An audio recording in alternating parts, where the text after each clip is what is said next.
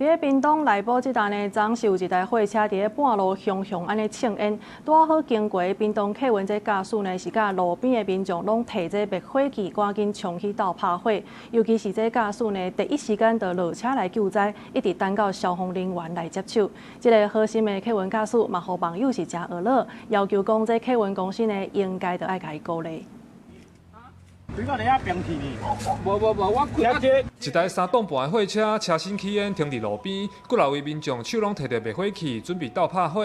货车司机讲，初5中昼出门要载货，结果货车驶到内埔光明路开始起烟，烟愈冲愈大。拄好路过客运驾驶，甲路边金纸店的头家赶紧摕灭火器挖过来斗3工。引擎那个线路啦，线路被那个老鼠啊，老鼠呀，老鼠。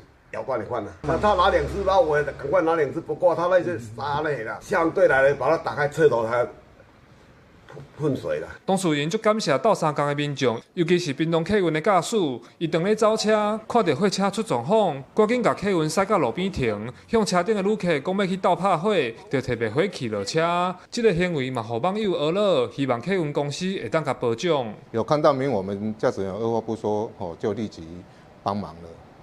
直到把那个明火灭掉，我们驾驶员才继续开往水门那边。有民众打电话进来，我们有立即处理，办签呈给上级知道这件事，当然一定会给这位驾驶员一个奖励。 这名热心的客运驾驶姓刘，拢是走屏东往内埔水门的路线。因为客运公司每半年拢有做消防训练，伊当时看到就赶紧救火。落尾消防人员到现场接手，才总算把这件意外收煞。然后所以这台货运马上停下来，然后灭火器借我。记者柯炳哲，屏东报道。